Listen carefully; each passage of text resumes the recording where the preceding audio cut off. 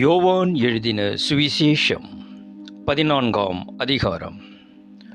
உங்கள் இருதயம் கலங்காதிருப்பதாக. தேவனிடத்தில் விசுவாசமாயிருங்கள், என்னிடத்திலும் விசுவாசமாயிருங்கள். என் பிதாவின் வீட்டில் அநேக வாசஸ்தலங்கள் உண்டு. அப்படி இல்லாதிருந்தால் நான் உங்களுக்கு சொல்லியிருப்பேன். ஒரு ஸ்தலத்தை உங்களுக்காக ஆயத்தம் பண்ண போகிறேன். நான் போய் உங்களுக்காக ஸ்தலத்தை ஆயத்தம் பண்ணின பின்பு நான் இருக்கிற இடத்திலே நீங்களும் இருக்கும்படி நான் மறுபடியும் வந்து உங்களை என்னிடத்தில் சேர்த்து கொள்ளுவேன். நான் போகிற இடத்தை அறிந்திருக்கிறீர்கள், வழியையும் அறிந்திருக்கிறீர்கள் என்றார். தோமா அவரை நோக்கி, ஆண்டவரே, நீர் போகிற இடத்தை அறியோமே, வழியை நாங்கள் எப்படி அறிவோம் என்றான்.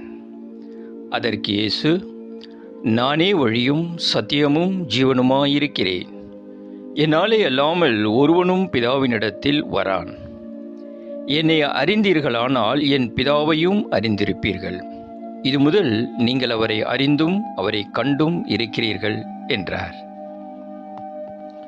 பிலிப்பு அவரை நோக்கி, ஆண்டவரே, பிதாவை எங்களுக்கு காண்பியும், அது எங்களுக்கு போதும் என்றான். அதற்கு இயேசு, பிலிப்புவே, இவ்வளவு காலம் நான் உங்களுடனே கூட இருந்தும் நீ என்னை அறியவில்லையா? என்னை கண்டவன் பிதாவை கண்டான். அப்படி இருக்க பிதாவை எங்களுக்கு காண்பியும் என்று நீ எப்படி சொல்லுகிறாய்? நான் பிதாவிலும் பிதா என்னிலும் இருக்கிறதை நீ விசுவாசிக்கிறதில்லையா? நான் உங்களுடனே சொல்லுகிற வசனங்களை என் சுயமாய் சொல்லவில்லை.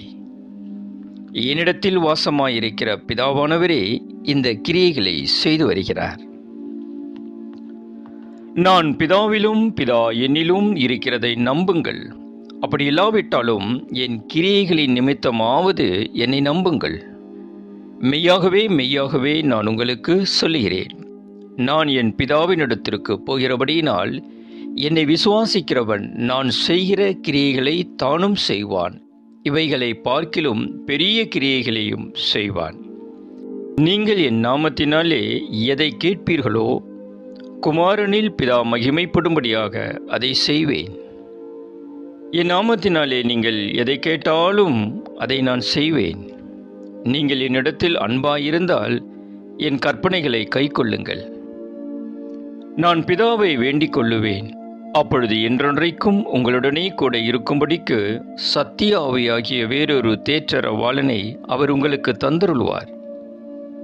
உலகம் அந்த சத்திய ஆவியானவரை காணாமலும் அறியாமலும் இருக்கிறபடியால் அவரை பெற்றுக்கொள்ள மாட்டாது.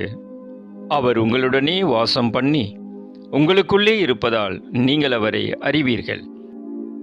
நான் உங்களை திக்கற்றவர்களாக விடேன், உங்களிடத்தில் வருவேன். இன்னும் கொஞ்ச காலத்திலே உலகம் என்னை காணாது, நீங்களோ என்னை காண்பீர்கள். நான் பிழைக்கிறபடியினால் நீங்களும் பிழைப்பீர்கள். நான் என் பிதாவிலும் நீங்கள் என்னிலும் நான் உங்களிலும் இருக்கிறதை அந்நாளிலே நீங்கள் அறிவீர்கள். என் கற்பனைகளை பெற்றுக்கொண்டு அவைகளை கை கொள்ளுகிறவனே என்னிடத்தில் அன்பாயிருக்கிறான். என்னிடத்தில் அன்பாயிருக்கிறவன் என் பிதாவுக்கு அன்பாயிருப்பான்.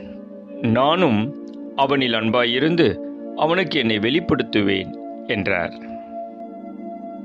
ஸ்காரியோத் அல்லாத யூதா என்பவன் அவரை நோக்கி, ஆண்டவரே, நீர் உலகத்துக்கு உம்மை வெளிப்படுத்தாமல் எங்களுக்கு உம்மை வெளிப்படுத்தப் போகிற காரணம் என்ன என்றான். இயேசு அவனுக்கு பிரதியுத்தரமாக, ஒருவன் என்னில் அன்பாயிருந்தால் அவன் என் வசனத்தை கைக்கொள்ளுவான். அவனில் என் பிதா அன்பாயிருப்பார். நாங்கள் அவனிடத்தில் வந்து அவனோடே வாசம் பண்ணுவோம். என்னில் அன்பாயிராதவன் என் வசனங்களை கைக்கொள்ள மாட்டான். நீங்கள் கேட்கிற வசனம் என்னுடையதாய் இராமல் என்னை அனுப்பின பிதாவினுடையதாய் இருக்கிறது. நான் உங்களுடனே தங்கியிருக்கையில் இவைகளை உங்களுக்கு சொன்னேன். என் நாமத்தினாலே பிதா அனுப்பப் போகிற பரிசுத்த ஆவியாகிய தேற்றரவாளனே எல்லாவற்றையும் உங்களுக்கு போதித்து நான் உங்களுக்கு சொன்ன எல்லாவற்றையும் உங்களுக்கு நினைப்பூட்டுவார். சமாதானத்தை உங்களுக்கு வைத்து போகிறேன், என்னுடைய சமாதானத்தையே உங்களுக்கு கொடுக்கிறேன். உலகம் கொடுக்கிற பிரகாரம் நான் உங்களுக்கு கொடுக்கிறதில்லை. உங்கள் இருதயம் கலங்காமலும் பயப்படாமலும் இருப்பதாக. நான் போவேன் என்றும் திரும்பி உங்களிடத்தில் வருவேன் என்றும் நான் உங்களுடனே சொன்னதை கேட்டீர்களே. நீங்கள் என்னில் அன்புள்ளவர்களாய் இருந்தால் பிதாவினிடத்திற்கு போகிறேன் என்று நான் சொன்னதை குறித்து சந்தோஷப்படுவீர்கள். ஏனெனில் என் பிதா என்னிலும் பெரியவராயிருக்கிறார். இது நடக்கும்போது நீங்கள் விசுவாசிக்கும்படியாக நடப்பதற்கு முன்னமே இதை உங்களுக்கு சொன்னேன். இனி நான் உங்களுடனே அதிகமாய் பேசுவதில்லை. இந்த உலகத்தின் அதிபதி வருகிறான். அவனுக்கு என்னிடத்தில் ஒன்றுமில்லை. நான் பிதாவில் அன்பாயிருக்கிறேன் என்றும் பிதா எனக்கு கட்டளையிட்டபடியே செய்கிறேன் என்றும் உலகம் அறியும்படிக்கு இப்படி நடக்கும்.